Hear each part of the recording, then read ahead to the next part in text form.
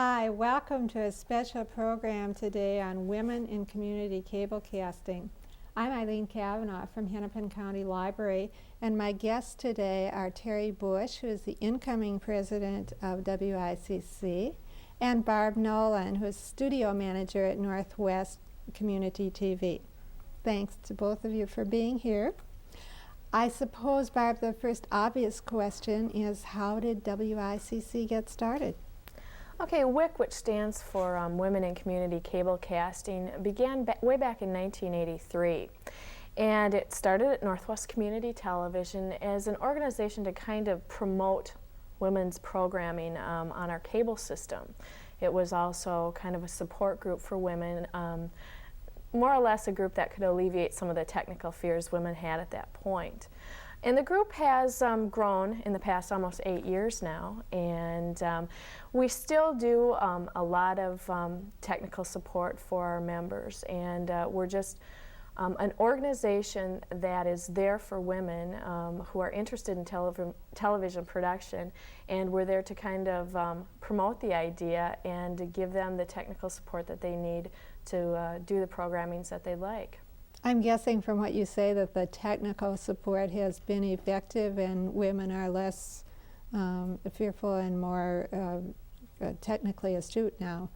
I think so. I've been, like I said, I've been with partly the the organization, but partly just a trend away from that stereotype too. I think, you know, it's probably a little bit of both in our group. That has kind of been something that the group has worked real hard with our members, is kind of showing them that all you have to do is press the button. Nothing's going to blow up. Nothing's going to happen. And so I do think, too, that women today are less afraid of the technical things, punching buttons, etc. And but I do want to say that I think the group has also helped within our own circle to alleviate some of those fears. Why women? Why a group for women in cable as opposed to just a general group? I think in TV there are still some barriers, I think, that are up for women getting involved in the technical side of TV. You tended in years past to see a lot of women in the producer roles, but not so much in the behind the scenes type of activities. And so that was one thing that we saw when the group got started, that people were more interested in being in front of the camera but not so much being behind it. And we wanted to kind of change that for women and show them that, you know, anything's possible. All you have to do is take that risk, take the first step, and you know, try doing some of the technical things. And I think that was one of the reasons why the group was started. How many? Now you started way back in '83, which is almost 8 years ago now. How large a group did you have? How many? I was trying to think back on how many we had when we started. We would have gatherings of maybe 5 to 10 individuals. We were starting the charter. We were creating our constitution, and that brought in a lot of members. Today we've grown to a membership where there's probably around 75 women in the group, and because we are a group that stresses be active when you can be active, we usually have like 50 members active at any given time. We're really out there for women, where we're telling them that, you know, we know you have families, we know you have careers, but if you want to do one show a year, we're going to be there to provide you with technical support, with other women who share your goal and will help you achieve that. Or if you want to come in every week and do a show too, if you've got the time, we're certainly going to be there for you and, you know, make your television show dreams a reality. If you could name one major change through those 8 years, what do you think it would be? Oh boy, that's a tough one. When the group got started, we were really promoting women doing programming. That was a real big push for us. Let's get programming of interest to women out there. But what kind of happened because of this is that everybody in the group started working together. We started working toward a common goal of educating women technically, etc. And what kind of happened is we saw this grand camaraderie start to grow, where we saw a lot of sharing going on, a lot of networking going on, and I think that has really become a real important part of our group. It's a place where women can certainly come to achieve some technical knowledge in how to produce programming for and by women, but it's also a place where they can come and get support with their ideas, get some support with just their technical needs. It's become almost a I don't want to say a social group, but a real a group where people can come and share a little bit more besides, you know, walking away with some technical knowledge, etc. And some problem solving, sounds Correct. like. That's very true. Terry, have you been with the group since the very beginning? No, I've been in the group for the last 4 years. I started through my son's school. They were looking for parents to learn to take the Northwest training and then tape the school programs. And I took the training and got very involved in doing a lot of school programs. I really enjoy that. And then from there, I did a couple of studio productions, and then I really got hooked, and I have been fairly involved for those 4 years now. Is that true of other women in the organization, that they sort of got involved through children, through a natural connection like that? Yes, really it is. We have women from all walks of life. We have housewives who had nothing to do and were kind of pushed in the door by a daughter. And this particular woman is now one of our most active members as far as productions. We have women who have backgrounds in TV, but who have come to the group to find that support group and to share with us their knowledge. We have people who do just school events, or we have people who do just studio events, but we have all walks of life. Sounds like it's a place where women can use talents that may be lying dormant, or talents they never knew they had. Very true, very true. Exciting. Barb, tell us a little bit about the goals of the organization.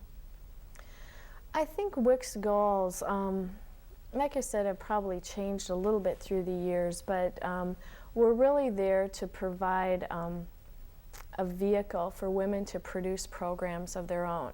For those viewers who aren't real familiar with community television, it's a place where you can go to produce programs and actually have them aired on a cable system. We can't obviously approach the broadcast medium if we have a program idea very readily. And so that's what is the beauty of community TV.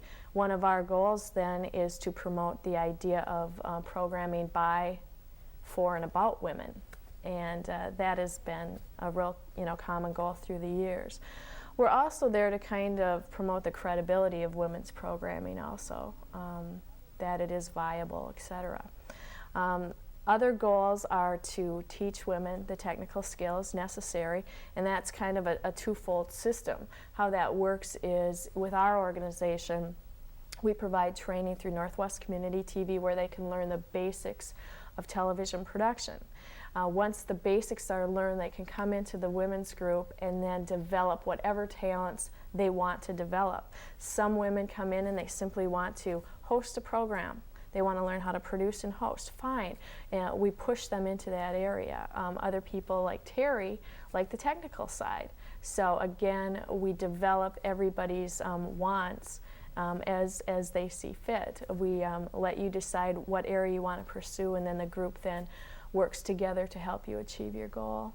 And also, obviously, for Terry, it offered you a leadership potential as chair of the organization.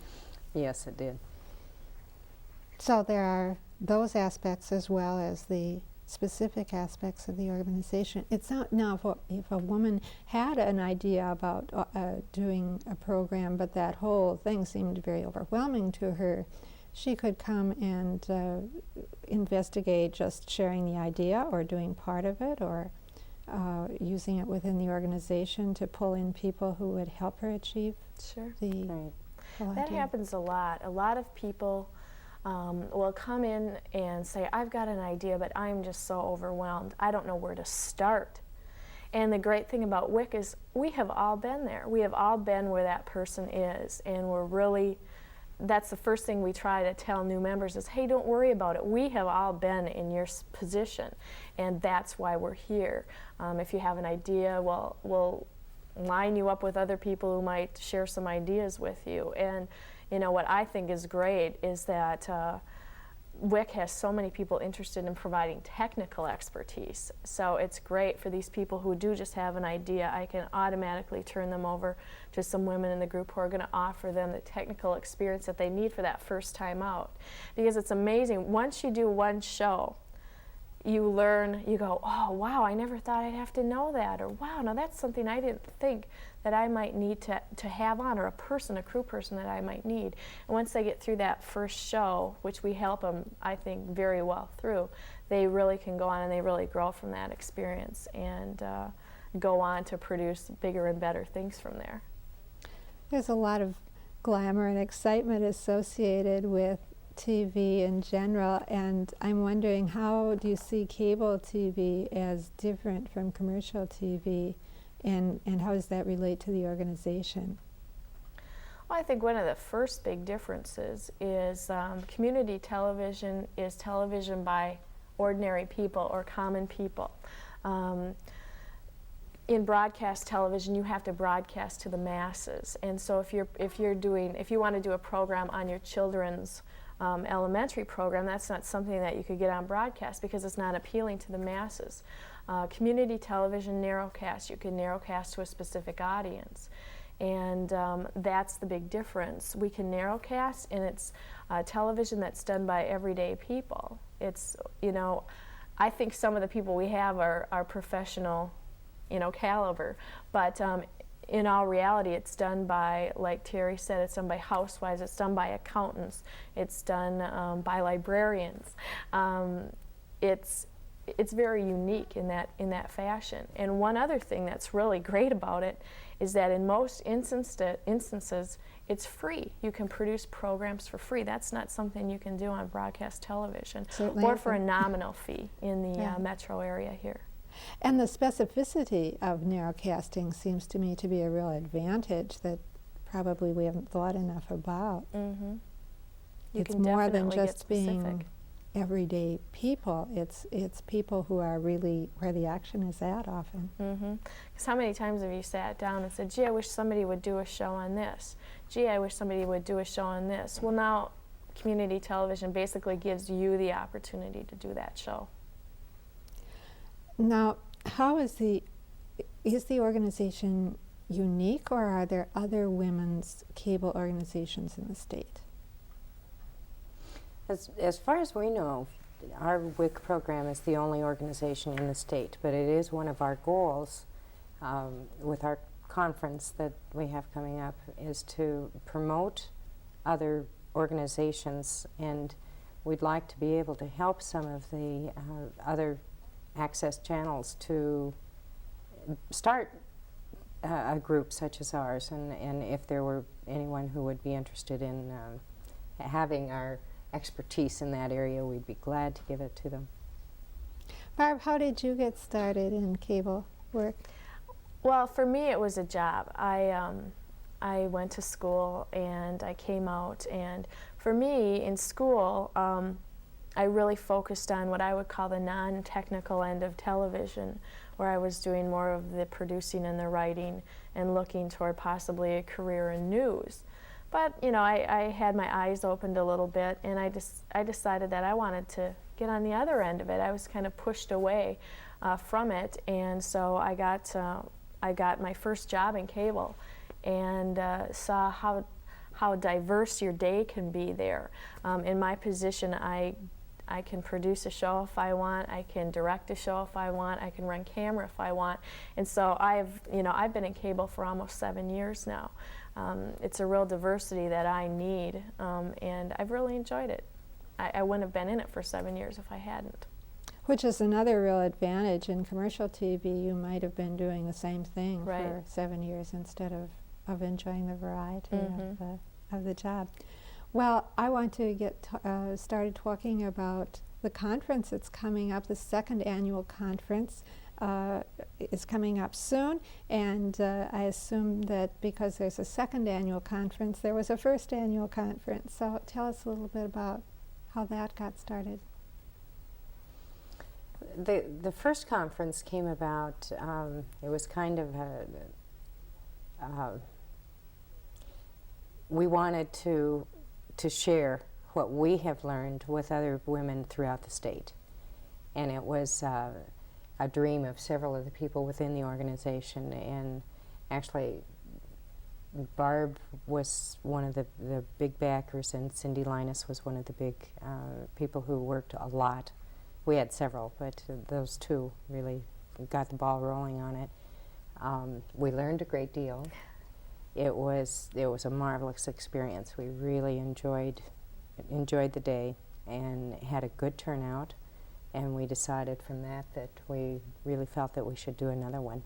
So, well, having been there, I want to say I was so impressed at how well it was organized, and I didn't realize as a first-time participant that it was the first time you'd ever done it. So I congratulate you for doing a really good job on the first one. But now there's to be a second one.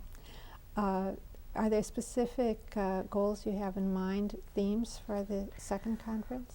A lot of the first goals are going to carry over.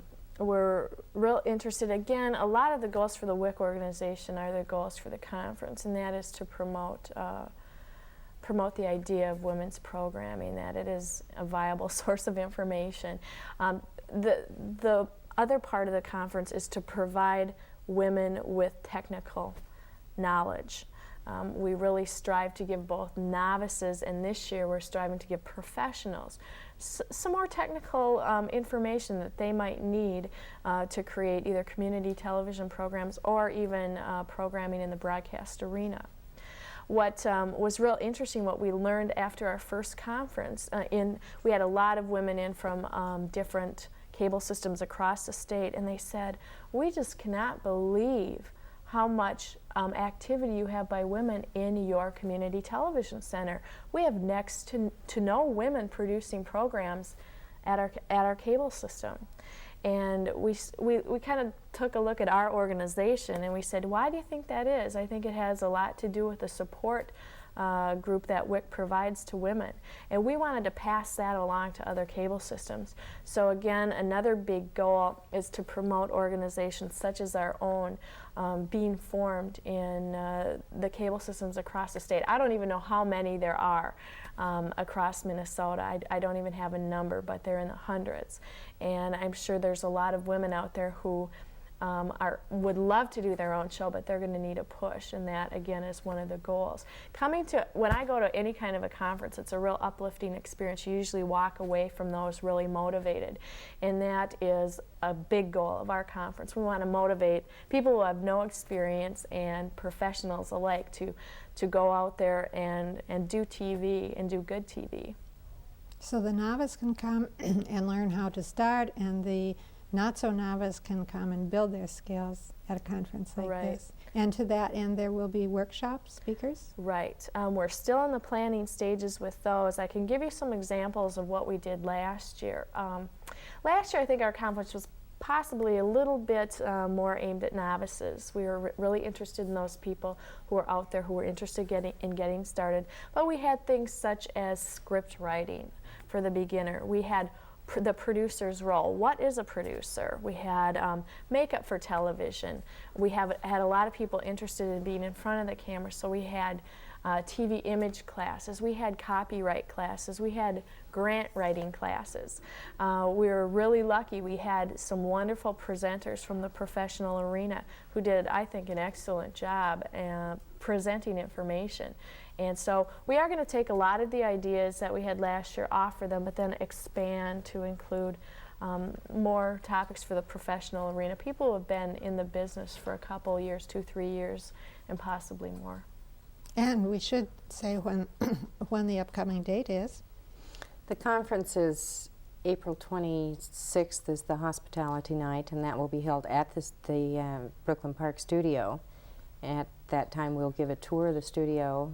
One of the things that we found last year was that the women coming in from outstate were particularly interested in the facility itself. And so we wanted to be sure that we gave the women an opportunity to visit the studio again. And then the conference itself will be held at the Earl Brown Heritage Center in Brooklyn Center.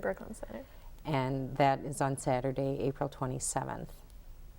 And that's a wonderful historical place, I should add, because it's just a nice experience to be there, a very pleasant, comfortable place. Right. Is the conference open to non-members? Do you have to be a member in order to attend? No, we're open to anyone who would like to attend. We do have a limited number of people that we can accept, so we're stressing early registrations. The early registration is $15 by April 6th, and you can register right up until the time the conference starts at $18. Oh, wonderfully reasonable fee for a wonderful site. It really is, which includes lunch, and it also includes coffee and rolls in the morning. So an amazing bargain. Right. And I can say from my experience last year, the hospitality night was very warm and inclusive, and I came as a stranger and stayed longer than I intended to stay. So I would certainly encourage people to come for hospitality night. It's a really good place to get acquainted. It's also a real good tool for networking. We several of our new members who have joined our WICC group as a result of the conference came to us for the very purpose of doing some networking. Some people who were out of jobs and wanted to get information from other people, and it turned out very well for many of the people who have joined our group now. So there is a mixture in this group of volunteers and paid people in the profession, right? In the WICC group itself? Yes, well, as well as in cable TV, attracting both volunteer people and paid people. Right, right. We have many professional people that are in our group. So that makes an interesting mix too, for volunteers to have the professionals as the resource, and for professionals to have volunteers as a resource. An interesting combination in the group. Tell us some success stories that both of you may know about people who've changed the whole focus of their life through picking up on cable TV.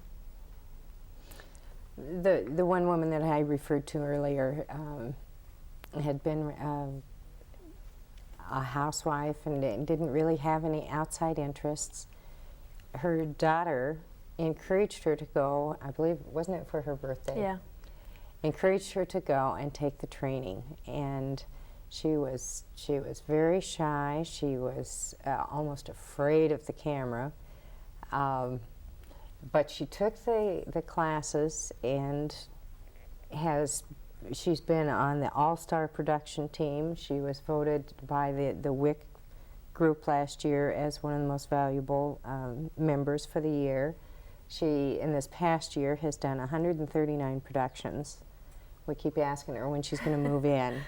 And it's really encouraging to see women who like that, who have now a focus in their life, and she's an excellent camera operator and just really enjoys it. But I think she's one of the neatest stories up there. Are there other success stories too? Kind of a, because this woman, it was kind of like a personal, I think almost a triumph for her gaining all this knowledge. Another example would be, I had a woman who came to me probably 4 years ago, and she said, I want to do a live call-in show. I don't have an idea, I don't have a clue, I don't know how I'm ever going to be able to do this. But, I'm at the point where I want to start learning. And over a course of like 4 years now, she's gone on to be a real prolific producer at our own community television studio. But beyond that, she's gone into the business professionally, where she is producing at local stations here. where she's actually taken our free training, basically, and worked with it enough to the point where she is now in the professional realm. So, you know, there are personal triumphs and there are career triumphs that can be achieved by getting involved in groups such as WICC and community television as a whole. Well, and we should maybe emphasize that free training, which sounds like a wonderful opportunity when training costs so much these days. How long, what is the training made up of, and how long does it take? There's a lot of different community TV centers around the metropolitan area. I want to stress that right away. And everybody's training is a little bit different. I think the majority, I'll give you an example of what we do for training where I work.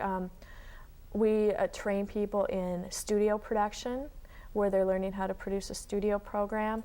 We have portable training where they learn how to use portable gear, and then we have editing training. Their basic training, they're only in training for a total of 6 hours on all of that. Our philosophy is we like to get them in and into an environment where we can nurture them on a one-on-one basis so that we're making sure that they achieve their goals. Other systems offer longer courses, which is fine too, where their courses may go for a number of weeks in a certain area. But normally they're getting studio production background, a portable camera production background, and an editing. And then the majority will offer advanced classes as needed. Wonderful. Who should think about joining WICC, and where could they get more information?